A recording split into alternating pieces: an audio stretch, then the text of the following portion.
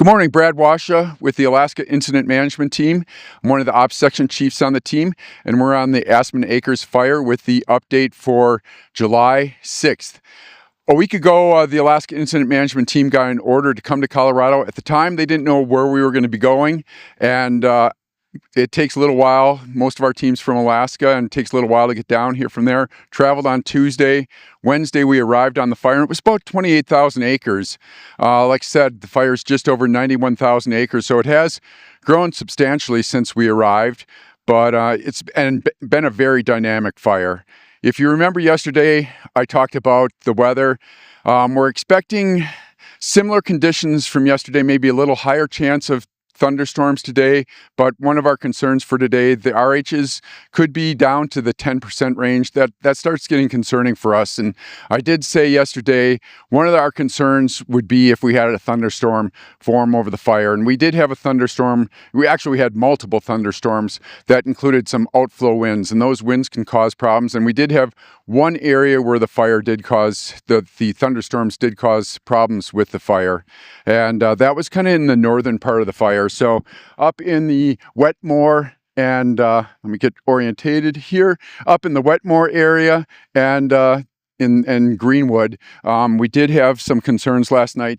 It's not showing on this morning's map because we got the infrared flight that was last night. The data came in late, but the fire has extended into here. It's still within our containment line. We had a contingency line out here. We still need to do a little bit of work here, but it's still within that area.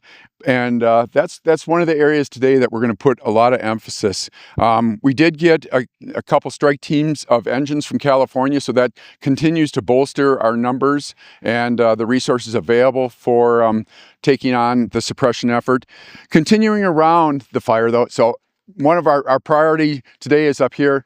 We continue to deal with this eastern flank. There's still some heat in here. You can see we do have dozer line around that, but that's an area we're trying to go direct as much as possible and work on that area. But these two areas are kind of our priorities for today. Coming down, we continue to put a little bit more containment on the fire line itself.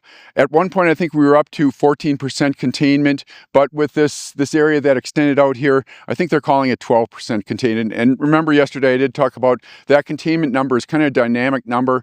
If the fire grows and we put more acres on the ground, that number can change. So we are, I think, officially reporting 12% today. Feeling good on this east side. One thing we're putting in place on the 78 road, we're putting a mobile retardant plant. So that's a plant that we can have helicopters come in and they can get retardant. And that's going to be very effective in our efforts here of holding the line. That's supposed to be put in today. Coming down here, starting to continue to feel a lot better about the Colorado City Rye area.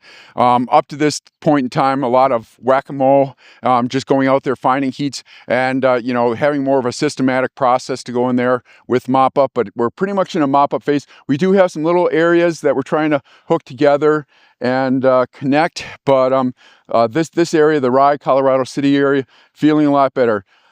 The other area of concern and an area that continues to put on some growth is this area just to the west of Rye, kind of in the Jackson Camp area.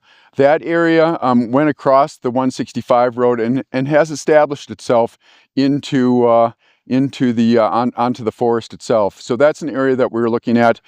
We did have some discussions yesterday, and my main role on the fire, I'm a strategic operations person, so I'm looking at big picture. And yesterday we did have discussions with the state of Colorado and the Forest Service as far as what do we want to look big picture, and especially on this whole western side that we really haven't had a chance to put a lot of effort, because all of our effort has been on mostly structure protection up to this date. So we are looking at we have started putting what we call an indirect line, putting dozer line along here, and we're actually looking at having to circle and come around the wilderness area here, and then come on the backside and bring line back in.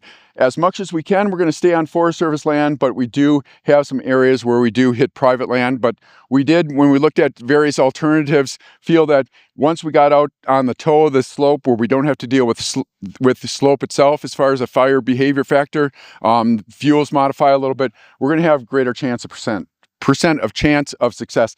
That doesn't mean that when we're putting this line that we're going to be firing off that. It will all be fire dependent, but if this fire gets up, establishes itself and makes a run, we'll be better prepared for that and be in more of an offensive mode than a defensive mode. So again, today, as far as major concerns would be those thunderstorms. And just like yesterday, we had good alignment with the thunderstorm, outflow winds, and did push the fire, but we do feel like we're still in a fairly good position with that. So that concludes today's Aspen Acres operational update.